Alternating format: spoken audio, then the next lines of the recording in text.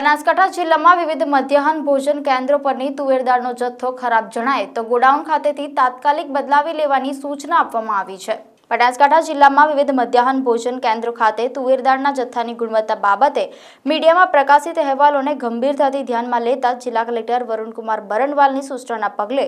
જિલ્લા પુરવઠા અધિકારી પીએમ પોષણ યોજના દ્વારા તારીખ 8 જુલાઈના રોજ દરેક તાલુકામાં મધ્યાહન ભોજન કેન્દ્ર પરનો જથ્થો ભોજન બનાવવામાં ઉપયોગમાં નહીં લેવા તેમજ જથ્થો ખરાબ જણાય તો ગોડાઉન ખાતેથી તાત્કાલિક બદલાવી લેવાની સૂચના આપવામાં આવી હતી। જે અંતર્ગત તારીખ 14 જુલાઈ સુધીમાં કુલ 18,643 કિગ્રા તુવેર દાળનો જથ્થો પરત લેવામાં આવ્યો છે।